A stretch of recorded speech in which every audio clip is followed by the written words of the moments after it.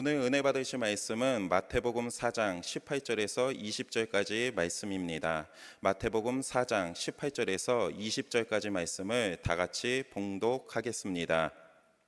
갈릴리 해변에 다니시다가 두 형제 곧 베드로라 하는 시몬과 그의 형제 안드레가 바다에 그물 던지는 것을 보시니 그들은 어부라 말씀하시되 나를 따라오라 내가 너희를 사람을 낚는 어부가 되게 하리라 하시니 그들이 곧 그물을 버려두고 예수를 따르니라. 아멘. 할렐루야! 할렐루야! 할렐루야! 우리 옆에 분하고 인사합니다. 예수님 이름으로 축복합니다. 예수님 이름으로 사랑합니다. 하나님은 살아계시고 기적은 일어납니다. 믿으십니까? 우리 시온 찬양대가 지난 금요 찬양 예배에도 하나님께 찬양으로 영광을 돌렸는데 오늘 주일 일부 예배도 하나님께 큰 은혜로운 찬양을 올려드렸습니다. 다시 한번 하나님께 큰 영광의 박수 올려드립니다. 감사합니다. 오늘은 다 천사 같은데 오늘 자, 오늘 그래도 하나님 은혜로 날씨가 주일날 좀 포근하네요. 또 내일부터 또 날씨가 좀 기온이 낮을 거라고 하는데 겨울에는 여러분 따뜻한 게 최고다.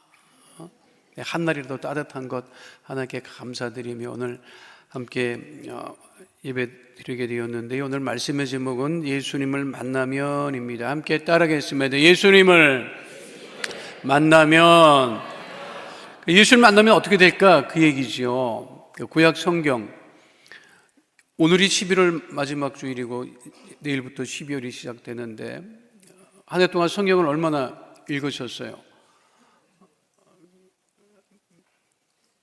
1년에 한 번은 읽어야 되는데 시작도 안 하신 분은 낙심하지 말고 오늘부터 읽으면 올해가 가기 전에 한 번은 읽을 수 있을 거예요. 성경을 가만히 보면 구약 성경은 어떤 특징을 가지고 있느냐면 여러 그 특징 중에 하나가 뭐냐면 구약 성경은 연대기적인 서술 방식을 가지고 있습니다. 연대기적이라고 하는 건 뭐냐면 우리가 창세기, 그러니까 세상 이전에, 그러니까 세상이 창조됐을 때 그 이야기를 우리가 창세기에서 잘 알 수가 있지요. 세상이 창조되었어요. 그 다음에 이스라엘 역사가 시작을 하죠. 아브라함, 이삭, 야곱. 그 다음에 출애굽의 역사가 있고, 그 다음에 광야 시대가 있고, 가나안 정착 시대가 있고, 그리고 사사 시대를 거쳐서 왕정을 거쳐서 남왕국, 북왕국이 각자 멸망을 하고, 그 다음에 예언자들의 활동이 있는 구약 성경은 역사의 흐름을 따라서 하나님이 어떻게 구원의 역사를 이끌어 가시느냐 이런 이제 특징이 있지요. 신약 성경은 어때요? 신약 성경은 구약과 같이 그렇게 연대기적인 서술 방식이라기보다는 신약 성경은 예수님을 만난, 예수님이 땅에 오셔서 수많은 사람들이 예수님을 만나지요. 예수님께서 수많은 사람들을 향해서 복음을 전파하시죠. 그렇죠? 신약 성경은 어떠한 연대계적인 서술이라기보다는 예수님 만남의 사건을 중심으로 해서 성경이 기록되고 있어요. 복음을 전한다고 하는 것은 무엇이냐면 예수님을 만나게 하는 것이죠. 예수님을 영접하고 하나님의 자녀가 되는 것. 그러니까 구약 성경은 역사 서술, 연대계적인 서술 방식의 특징이 강한 반면 신약 성경은 예수님 만남의 사건이 중심이 되어 있다. 이런 특징을 가지고 있다는 것이죠. 저는 여러분들이 가만히 듣고 있을 때 아무 생각을 하지 않는 것이 아니라 그래도 머리에 담아두고 있다. 이런 믿음은 저는 있습니다. 맞아요? 할렐루야. 그러면 신약 성경에 수없이 많은 사람들이 예수님을 만났거든요. 근데 특별히 오늘 함께 베드로, 바울, 삭개오가 예수님을 만나서 어떻게 변화되었는지에 관한 은혜를 나누고자 합니다. 우리가 잘 알듯이 오늘 본문에도 예수님께서 베드로를 택하여 제자를 삼으실 때 베드로가 우리가 잘 알듯이 갈릴리 지역의 어부였어요. 그런데 예수님께서 이제는 고기를 낚는 어부에서 무엇을 낚는? 사람을 낚는 사람이 되게 할 것이다 했죠. 그러니까 베드로는 예수님을 만나서 무엇이 변화되었느냐면 인생이 완전히 변화되었다고 하는 거예요. 따라하겠습니다. 인생이 변화되었던 베드로의 생업은 무엇이냐면 갈릴리 호수의 어부였습니다. 갈릴리 호수, 유대인들이 물이 많으면 바다라고 얘기를 했지만, 그래서 우리가 갈릴리를 바다라고 얘기도 하고 호수라고 얘기도 하는 것이지만 원래 갈릴리는 담수호입니다. 호수죠. 갈릴리의 뜻은 둥글다라고 하는 뜻을 가지고 있습니다. 동서로 12km, 남북으로 21km. 호수의 둘레는 둥글게 생긴 그 갈릴리는 전체 길이가 53km 정도 됩니다. 53km면 이틀 정도 걸으면 다 걸을 수 있는 이 거리입니다. 우리가 성지순례를 가면 갈릴리 꼭 방문을 하게 되지요. 근데 제가 방문할 때마다 여기 정말 있으면 좋겠다 싶은 게 뭔지 알아요, 여러분? 갈릴리 호수를 이렇게 성지순례를 가면 여기 꼭 있었으면 정말 엄청나게 많은 사람들이 더 올 텐데 이스라엘 사람들 참 생각이 없다라고 하는 게 뭐냐면 이스라엘 그 53km 되는 갈릴리 호수를 우리나라 사람들은 무슨 길을 좋아해? 둘레길을 좋아하잖아. 그 둘레길을 우리 보고 만들려고 하면 진짜 잘 만들 거야. 안 그렇겠어요? 그 둘레길을 만들어 놓으면 얼마나 많은 세계의 그 성지 순례객들이 거길 가겠느냐고. 거기 가서 지금 이틀은 돌 거야. 우리 둘레길 만들어 놓으면 걷겠어, 안 걷겠어요, 여러분? 말만 들어도 걷고 싶은 생각이 들지. 거기다가 그것만 만들어놔, 둘레길만 만들어놔, 자전거길도 만들 수 있지. 이스라엘 사람들 도대체 이스라엘 사람들이 그렇게 안 하는 이유가 있어요. 예수님에 관한 그거 싫어해.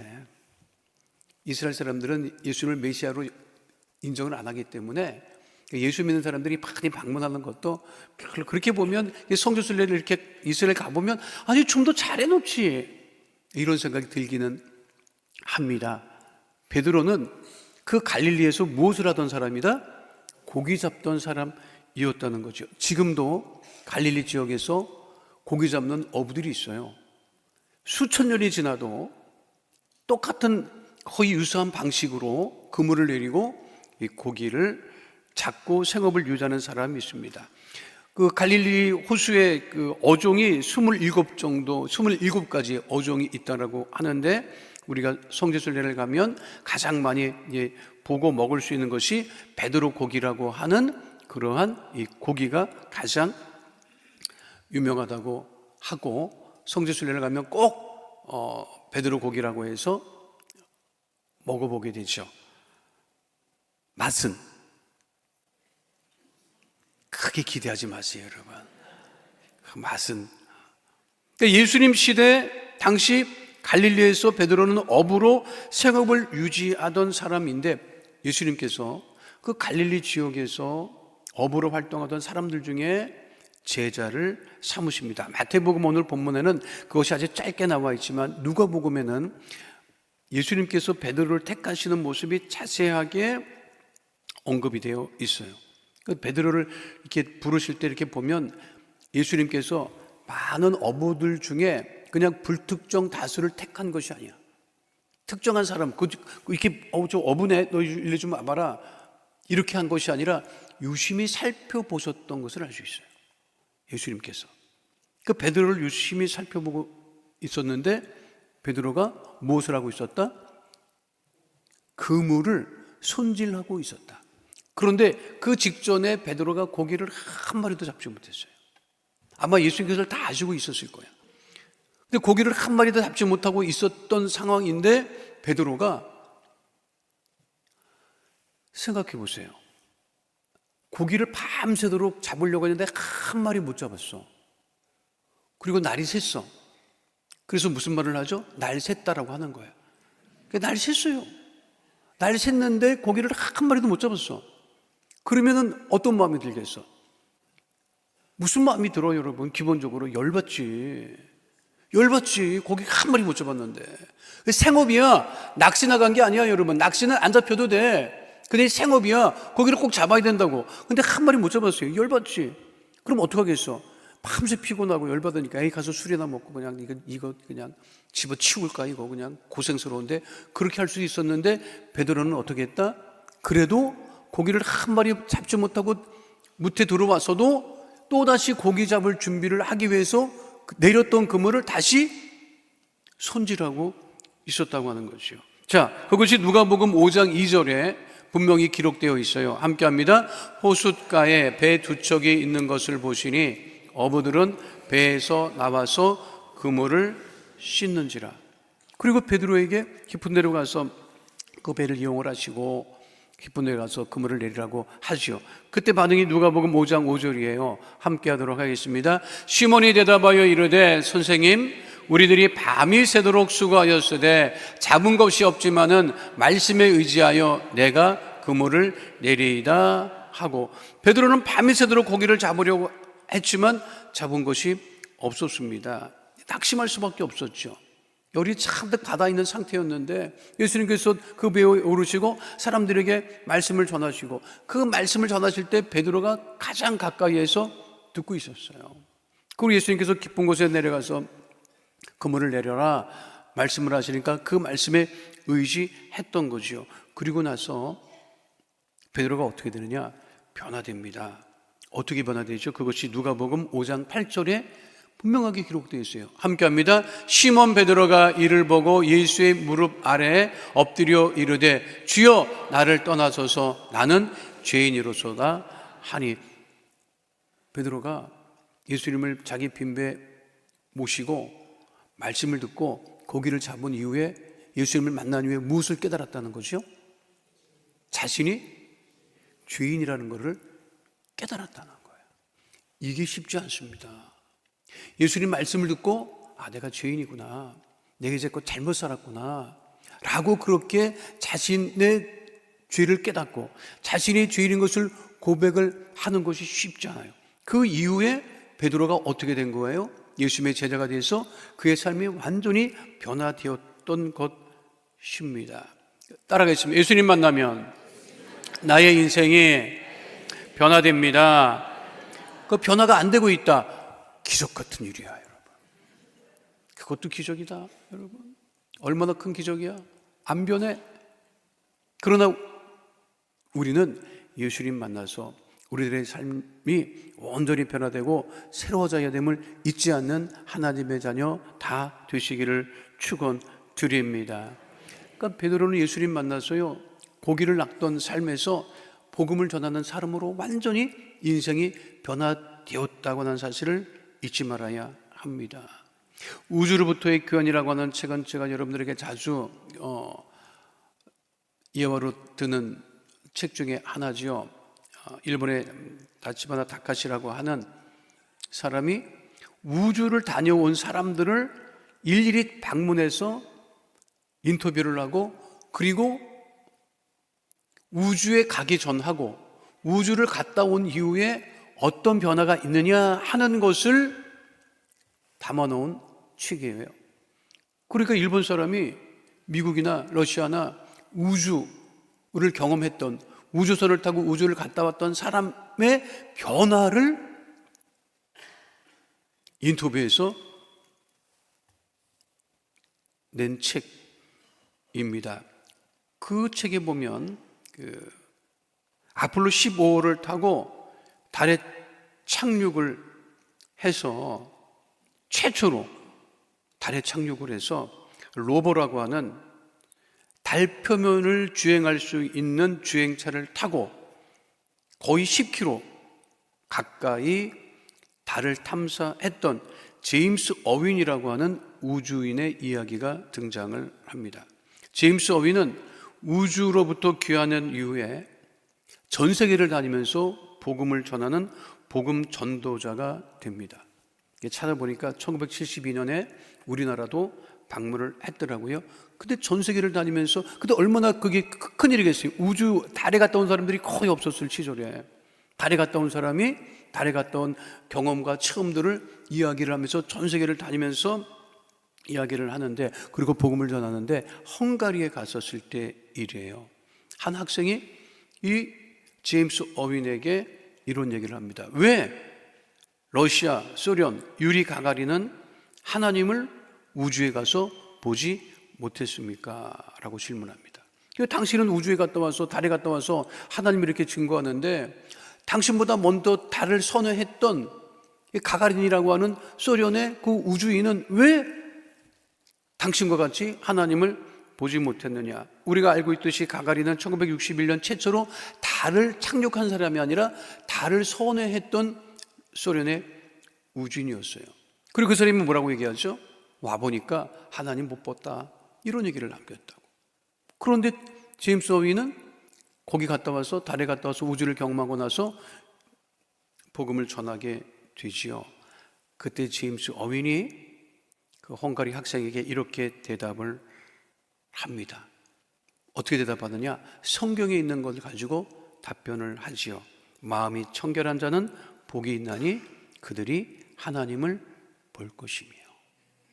마음이 청결해야, 자기가 죄인 것을 깨달아야 하나님을 볼 수 있고 하나님을 만날 수 있는 거지. 세상에 여러분 죄가 가득 차 있습니다. 그런데 세상의 사람들은요, 가득 찬 세상에 죄 가운데 살면서 자기가 죄인인 것을 깨닫지도 못하고 부인하고 거부하고 예수님을 영접하지 못하고 살아갑니다. 그러나 우리가 복음을 전하고 복음을 듣는 사람들이 꼭 예수님을 만나서 그들의 삶이 변화되고 주 앞에 돌아오는 큰 은혜를 우리가 누리며 살아가야 됨을 잊지 않는 하나님의 자녀 다 되시기를 축원드립니다. 사랑하는 성도 여러분들은 예수를 만나서 어떤 변화를 겪고 있습니까? 어떻게 변화되어 있습니까? 또 앞으로 어떻게 변화되어 갈 것을 기대하고 계십니까? 날마다 우리 주님과 함께 변화된 새로운 하나님이 기뻐하시는 복된 삶 살아가게 되시기를 예수님 이름으로 축원드립니다. 그러니까 베드로는요, 예수님 만나서 그의 인생 전체가 변했어요. 두 번째, 바울이 예수님 만나죠. 부활하신 예수님을 만나죠. 바울은 부활하신 예수님을 만나서 무엇이 변했느냐? 그가 가지고 있던 열정이 변화되었던 것을 알 수가 있습니다. 함께 따라하겠습니다. 열정이 변화되었던 바울. 여기서 말하는 열정은 종교적인 열정이었어요. 바울은 신앙을 가지고 있었던 사람이요, 하나님을 믿는, 야훼 하나님을 섬기는 정통 유대인이었습니다. 나면서부터 8일 만에 할례를 받았고 율법에 깊이 율법을 따라 생활하던 사람이었고, 그리고 하나님의 뜻을 이루기 위해서 열심을 가지고 있었던 사람이었어요. 그런데 초대교회 12사도들과 120여 명의 성도들이 마가다락방에서 예수님을 영접한 이후에 예수님을 전하기 시작을 하고 복음을 전하기 시작을 하는 것을, 그것을 바울은 하나님의 뜻에 어긋난다라고 그렇게 믿었어요. 그리고 어떤 열심을 가졌느냐? 예수 믿는 사람을 박해하는 열심을 가지고 있었습니다. 그 열심이 얼마나 다른 사람보다 앞섰는지 사도행전 8장 3절에는 이렇게 기록되어 있지요. 함께합니다. 사울이 교회를 잔멸할새 각 집에 들어가 남녀를 끌어다가 옥에 넘기니라. 바울이 교회를 잔멸할새 각 집에 있는 예수 믿는 사람들을 잡아다가 어떻게 했다? 옥에 넘겼다. 대단한 열심을 가지고 있었던 사람이에요. 바울이 다메섹으로 갔던 이유도 다메섹에서 생활하는 예수 믿는 사람들을 붙잡으러 가기 위한 것이었죠. 그것이 사도행전 9장 1절로 2절에 기록되어 있습니다. 함께합니다. 사울이 주의 제자들에 대하여 여전히 위협과 살기가 등등하여 대제사장에게 가서 다메섹 여러 회당에 가져갈 공문을 청하니, 이는 만일 그 도를 따르는 사람을 만나면 남녀를 막론하고 결박하여 예루살렘으로 잡아오려 함이라. 그렇게 종교적인 열심이 가득 차 있었던 바울이 다메섹으로 가던 도중에 부활하신 예수님을 만나게 됩니다. 그때 예수님께서 뭐라고 말씀하시죠? 사도행전 26장 14절 말씀 함께합니다. 우리가 다 땅에 엎드러짐에 내가 소리를 들으니 히브리 말로 이르되 사울아 사울아 내가 어찌하여 나를 박해하느냐 가시체를 뒷발질 아기가 내게 고생이니라. 너 참 열심히 있다 이 얘기예요. 너 참 열심히 있다, 애쓴다, 수고한다. 아니 예수 믿는 사람들을 붙잡으려고 그렇게 애를 쓰고 수고하는데 그 애쓰고 수고하는 것이 가시체를 뒷발질하는 거가. 이 가시체라고 하는 것은 그 팔레스타인 지역에 농사 지을 때 소들을 끌고서 일을 시키는데 소가 말을 안 들으면 가시체라고 하는 길다는 곳에 그게 큰 갈고리 같은 거예요. 그거를 일하는 소를 찔러요. 똑바로 하라고. 근데 바울이 그렇게 열심히 있는 것은 스스로 자기 몸을 가시체로 찌르는 것과 같다고 하는 것입니다. 그렇게 바울이 열심을 가지고 있었던 거예요. 이 바울의 열정은 잘못된 열정, 그릇된 열심이었던 거죠. 이단과 사이비들이 얼마나 열심입니까? 보통 열심이 아니에요. 근데 그것은 잘못된 열심이라고 하는 것이죠. 잘못된 열정이라고 하는 거죠. 우리도 세상에서 얼마나 열심히 일하고 살아갑니까? 굉장히 열심히 일하고 살아가죠. 고생하죠. 그런데 그것이 잘못된 열심이 되면 애는 쓰고 수고하지만 결실로 거둘 수 있는 것이 아무것도 없어서 낙심하고 좌절할 때가 얼마나 많이 있는지 알 수가 없습니다. 보이스피싱범들은요 얼마나 열심히인지 알아요, 여러분? 며칠 전에 저도 전화를 받았어요. 전화를 받았는데 잘 들어보세요. 여러분들에게도 똑같이 이렇게 올 거야.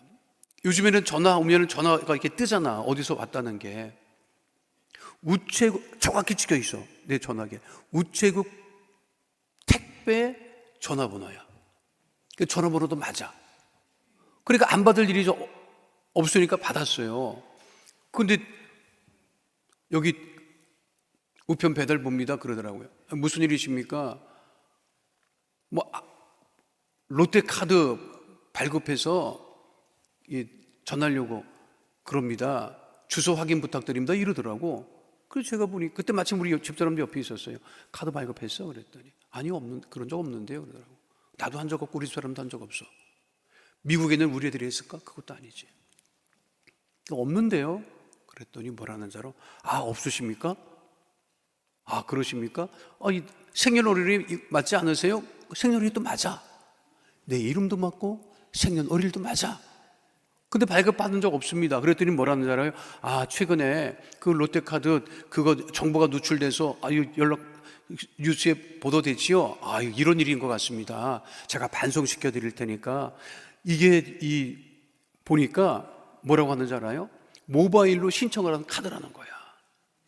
그러니까 2중 3중에 피해를 당하지 않으시려면 롯데카드 전화를 하셔서 확인해 보시라고 하면서 친절하게 전화번호를 알려주더라고 또. 그 전화번호를 내가 받았어요. 그 전화를 하라는 거야. 꼭 피해 보지 마세요. 이거는 반송 처리하겠습니다. 그 대신 꼭 전화해 보세요. 이러는 거야. 얼마나 친절해. 그 전화번호를 기억했다가 제가 다시 한번 전화하기 전에 확인했어요. 인터넷 확인해 보니까 전화번호가 틀려. 그리고 나서 확인해 보니까 요즘에 그런 전화가 엄청 온다는 거예요. 여러분들도 해당돼. 그 확인해 보니까 우체국 택배에서는 전화할 일이 없대. 무슨 소리인지는 알아듣고 있는 거지 지금. 얼마나 열심히 해요. 얼마나 열심히냐고. 그 사람들이 남의 돈 사기치고 하는데 얼마나 열심히냐고. 그런 사람들이 세상에 있어. 그럼 무슨 열심히 해요? 잘못된 열심이지. 근데 그렇게 살아가는 사람들이 얼마나 많이 있습니까? 바울이 그랬단 말이에요. 그런데 바울이 부활하신 예수님을 만나고 어떻게 됐다? 완전히 변화되어서 복음을 받게 하던 사람이 복음을 전하는 사람이 되었다고 하는 사실을 우리가 잊지 말아야 합니다. 바울은 예수님 만난 다음에 그 열심을 잃어버리지 않았어요. 잘못된 열심을 주를 위한 열심으로 바뀌어서 수만 킬로를 걸어 다니면서 복음을 전하고, 지금도 우리 바울 서신을 통해서 그 당시 복음을 전했던 과정들을 우리가 잘 알고 있습니다. 한국 사람처럼 열심히 사는 사람은 없어요. 특별히 주일 일본 예배 나오는 성도들처럼 열심히 사는 성도들은 없어요. 그렇죠? 근데 그것이 올바른 믿음의 열정이지, 세상에 그릇된 열심을 쫓아가는 것이 아니라, 예수님 만나면 지금도 변화됩니다. 이탈리아 배우 중에 피에트로 사로비라고 하는 이탈리아 배우가 있어요. 누군지 잘 모르죠. 근데 이 사람이 어떤 사람이냐, 한국 사람에게 익숙하지 않은 이탈리아 배우입니다. 그런데 그분이 패션 오브 크라이스트에서 바라바 역을 맡았던 사람이에요. 근데 이분과 관련된 아주 흥미로운 이야기가 있습니다. 멜 깁슨이 저 사람을 캐스팅해서 바라바 역을 맡기면서 뭐라고 얘기를 했느냐면, 이 영화 진행을 하고 촬영을 하는데 나오지 마시라고. 당신 신 찍을 때 그때 나오라고. 그리고 절대 당신이 예수님 배역을 맡은 배우를 만날 것인데 그때까지 절대로 예수님의 그 배우의 얼굴을 보지 말라고. 그 분장한 예수의 얼굴을 보지 못하겠어요. 그리고 바라바가 예수님과 함께 서 있으면서 본디오 빌라도 앞에서 누구를 풀어줄까라고 하는 그 장면에서 이 배우가 처음 만나요. 예수님의 역을 한 사람을. 근데 예수님은 완전히 그냥 채찍찍 맞아갖고 뭐 그냥 피칠갑을 한 상태였었어. 근데 또 이 사람은 믿음이 없었던 사람이야. 그런데 그 첫 장면에서 처음 만나는 바라바 역을 하고 예수를 만나는 그 첫 장면에서 대사를 해야 되는데, 그 분장한 예수님의 배우의 그 예수의 모습을 보고 굉장히 큰 충격을 받습니다. 진짜 예수님을 본 것처럼 반응을 해요. 그거는 연기가 아니야, 진짜야. 그리고 나서 그 순간 그의 영혼이 변화되고 예수님을 영접하게 됩니다. 그리고 어떻게 됐느냐, 이 사람이죠, 그 당시. 그런데 그가 원래 역은 베드로 역을 원했지만 멜 깁슨 감독이 바라바 역을 맡으면서 절대 예수님 배역한 사람 보지 못하게, 이 장면이에요. 그런 실제로 예수님을 만난 것 같은 그러한 충격과 감동을 받고, 그리고 어떻게 했느냐, 예수님을 영접하고, 그 이후에 자신이 예수님을 영접해서 삶이 어떻게 변화되었는지를 책으로 또 우리로 치면 간증문과 같은 것이지. 지금도 우리 예수님을 만나면 삶이 변화되고 우리의 삶이 열심히 변화됨을 잊지 않는 하나님의 자녀 되시기를 축원드립니다. 마지막 세 번째는요, 라이프 스타일이 변화되었던 삭개오를 우리가 성경에서 만날 수가 있습니다. 함께 하겠습니다. 라이프 스타일이 변화되었던 삭개오. 삭개오를 예수님께서 만나 주시죠. 그렇죠? 그리고 나서 삭개오가 뭐라고 고백을 하죠? 누가복음 19장 8절 말씀, 변화된 삭개오의 반응이에요. 함께합니다. 삭개오가 서서 주께 여짜오되 주여 보시옵소서, 내 소유의 절반을 가난한 자들에게 주겠사오며 만일 누구의 것을 속여 빼앗은 일이 있으면 내 갑절이나 갚겠나이다. 예수님 만났어요. 죄인이라고 손가락질 받던 삭개오가 예수를 만나고 뭐라고 반응하는 거예요? 내 소유의 절반을 일단 내놓겠습니다. 그리고 내가 남의 것을 빼앗은 일이 있으면 4배나 갚겠습니다. 실제로 그 당시에 세리들은 정해진 세금보다 4배 이상을 징수했다고 하죠. 그걸 얘기하는 거예요. 자기의 잘못을 고백을 하는 거예요. 그리고 어떻게 하겠다는 거예요. 그리고 완전히 새 사람으로 살겠다고 하는, 이제까지는 남의 것을 빼앗는 삶을 살았지만 이제는 그와 같은 삶을 살지 않겠습니다. 완전히 라이프 스타일이 바뀌었던 것입니다. 그런데 사랑하는 성도 여러분, 각자의 라이프 스타일을 바꾸기가 정말 쉽지 않아요. 왜냐하면 평생 익숙했던 거라고. 라이프 스타일은 지문과 같은 거야. 똑같이 그냥 살아오는 거지. 바뀌면 불편해. 새벽형 인간이 있고 올빼미형 인간이 있어요. 그렇죠? 밤이 되면 눈이 반짝반짝한 사람이 있어. 그렇죠? 동양 사람들은 다 밤이 되면 눈이 반짝반짝해. 이 서양 사람들은 그냥 8시, 9시만 되면 다 문 걸어 닫고 다 들어서 자요.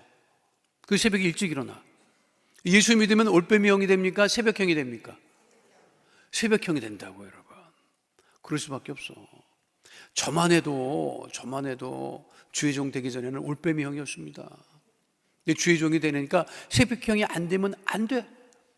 조 목사님은 눈만 뜨면서 교회 나오시고, 이영호 목사님도 조 목사님 따라서 눈만 뜨면서 교회 나오시고. 그러니까 올빼미형이 새벽형이 되면 그거 갑자기 바꾸면 건강이 어려워요. 슬슬 바뀌기 시작하더라고.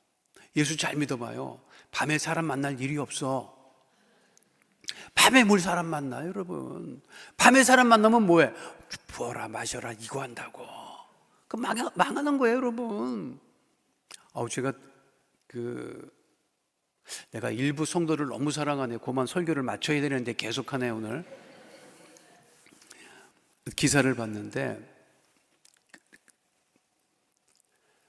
우리나라 CEO 재벌들을 PT해주는 사람이 한 얘기야.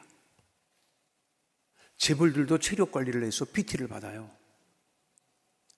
그 사람들을 그러니까 재벌들을 PT해주는 사람이야. 근데 그 사람들, 재벌들의 특징은 뭡니까? 했더니 전부 다 새벽형이야. 첫째, 새벽형. 둘째, 시간을 철저하게 지켜. 왜? 시간을 루즈하게 보내는 일이 없어. 4시에 약속을 했다. 정확하게 4시에 5분 전에 딱 도착을 하고. 그리고 만약에 3분이라도 늦으면 제가 3분 늦습니다. 정확히 전달을 하고. 그리고 푸시업 10개만 하세요. 그러면 목표 이상하고. 다 새벽형이라는 거예요. 물어봤대요. 몇 시에 일어나세요? 근데 우리나라 통상 재벌들이 몇 시에 일어나냐? 3시에서 3시 반에 일어난대. 여러분들 몇 시에 일어나? 안 일어나. 그 라이프 스타일을 바꾸기가 쉽지 않아요, 여러분. 근데 예수님 만나면 그게 바뀐다고. 자연스럽게 바뀌어요. 술 좋아하던 사람이 예수 잘 믿으면 술 멀리 한다고. 담배 가까이 하던 사람이 어느 순간에 내 주변에 그런 사람 굉장히 많이 봤어요. 담배를 어떻게 끊었어요? 아니, 어느 날 갑자기 싫어지더래. 담배 연기 냄새 맡기도 싫어지더래. 그렇게 된다고. 그렇게 변화된다고. 그리고 또 말씀드립니다. 절대로 술 드지 마세요. 가볍게 한 잔? 그런 소리 하지 마세요. 뭔 가볍게 한 잔이야. 술 때문에 정말 어려움을 그렇게 많이 겪으면서도 가볍게 한 잔 한다고. 인생 망하는 길입니다. 어떤 배우가 그런 얘기를 했더라고. 우리 한국의 모든 문제는 술로부터 시작한다. 그게 맞아요. 근데 술 마시는 그 라이프 스타일을 가지고 있는 거야. 근데 그걸 바꿔야 된다니까, 여러분. 그 어떻게 바뀌냐? 안 바뀝니다. 예수님 만나고. 예수님을 온전히 믿을 때 그것이 바뀐다고 하는 사실을 잊지 마시기를 축원드립니다. 제가 몇 년 전에 동해 갔다가 한 카페를 가서 차를 한 잔 마신 적이 있어요. 근데 앉아있던 좌석 맞은편에 그림이 걸려 있더라고요. 그런데 그림이 뭐 유명한 그림도 아니고 누가 그렸는지도 모르겠어. 그런데 그림에 글씨가 써 있는데 그대를 기다리고 있었네 이렇게 돼 있더라고. 카페인데 제가 이렇게 맞은편에 앉아서 저 그림을 보고 있어요. 저거 내가 찍은 사진이야, 여러분. 내가 그때 찍은 사진이야. 하도 그대를 기다리고 있었네. 카페에서 손님 기다리나? 그럴 수도 있지. 그런데 내가 저 사진을 왜 찍었느냐 하면 그대를 기다리고 있었네 바로 옆에 카페 창이 있었어요. 근데 카페 창 옆으로 교회가 있더라고. 저 멀리. 저 보이지, 여러분? 저것도 내가 찍은 거다. 그대를 기다리고 있었네 카페 창 옆으로 교회의 십자가가 보이는 거야. 잘 갖다 붙였더라고. 아주 그냥 절묘하게. 그래서 내가 우리 예수님이 늘 우리를 기다리고 계시는구나. 해서 내가 사진을 찍어놓고 여러분들에게 처음 공개한다. 내가 진짜 우리 예수님께서 늘 우리를 기다리고 계신다고요. 우리 만나기를 원하신다고요. 우리 예수님을 만나면 우리들의 삶이 완전히 변하게 되는 거죠. 우리의 업이 변해요. 삶이 변해요. 열심이 변해요. 열정이 변해요. 그리고 나의 라이프 스타일도 다 바뀌어서 하나님을 기쁘시게 하는 복 있는 자녀로 살아가게 됨을 잊지 마시고 11월 오늘까지 이를 악물고 변하지 않았다면 오늘 예배 이후로 모든 것이 다 변하여서 하나님을 기쁘시게 해드리는 복 있는 믿음의 자녀 다 되시기를 축원드립니다. 거룩하신 아버지 하나님, 예수님을 만나면 베드로와 같이 인생이 변화됩니다. 예수님 만나면 바알과 같이 삶이 열정이 바뀌게 됩니다. 예수님 만나면 이전의 라이프 스타일에서 변하여 주님 기뻐하시는 복 있는 삶을 살아가게 하심을 잊지 않게 하심을 감사를 드리오니 날마다 예수를 만나 하나님이 기뻐하시는 변화된 복 있는 삶 살아가게 하여 주옵소서. 예수님을 만나 복 있는 하나님의 자녀 삼아주심을 감사드리며 예수님 이름으로 기도하옵나이다. 아멘. 거룩하신 아버지 하나님, 우리 모두를 예수님 만나 변화된 하나님의 자녀로 살아가게 하심을 감사를 드립니다. 하나님, 사단과 마귀가 문제로 아버지 여러 가지 어려운 일로 우리를 아버지 낙심케 하고 아버지 어렵게 하지만 우리가 낙심하지 아니하고 주님을 바라보고 가슴에 믿음의 손을 얹고 예수님의 이름으로 기도하오니 예수님의 이름으로 기도하는 것마다 하나님 응답하여 주셔서 가난이 떠나가게 하시고 저주가 떠나가게 하시고 문제가 떠나가게 하여 주시고 기도 제목마다 다 응답을 받는 하나님의 자녀 다 되어지게 하여 주시옵소서. 나사렛 예수 그리스도의 이름으로 명하노니 악한 흑암의 어둠의 저주의 세력은 이 시간 묶임을 놓고 떠나갈지어다. 우리 성도를 괴롭히는 저주의 세력은 떠나갈지어다. 삶의 문제는 떠나갈지어다. 가정의 문제가 떠나갈지어다. 자녀의 문제가 떠나갈지어다. 물질의 문제가 떠나갈지어다. 기도하는 것보다 응답이 넘쳐나게 될지어다. 직장과 사업장의 어려움이 떠나갈지어다. 환경의 물질의 복에 임할지어다. 형통의 복에 임할지어다. 하나님을 기쁘시게 드리는 복 있는 직장 사업장 될지어다. 주의 보혈로 명하노니 육신의 질병 마음의 병이 떠나갈지어다. 암과 불치병 난치병이 떠나갈지어다. 고혈압 당뇨병이 떠나갈지어다. 혈관은 튼튼하게 될지어다. 머리끝부터 발끝까지 회복될지어다. 건강하게 될지어다. 가족의 질병이 떠나갈지어다. 우울증이 떠나갈지어다. 불면증이 떠나갈지어다. 생활과 건강의 염려 걱정 근심은 다 떠나가고 복되고 건강하고 형통하게 될지어다. 기도에 응답하심을 감사드리며 예수님 이름으로 기도하옵나이다. 아멘. 지금은 우리 주 예수 그리스도의 은혜와 아버지 하나님의 영원하신 사랑과 보혜사 성령님 함께 하시고 인도하시고 내주하시고 동행하심의 역사가 오늘 주 앞에 나와 신령과 진정으로 예배드린 하나님의 귀한 자녀들 머리 위에 지금으로부터 영원토록 함께 계실지어다. 아멘.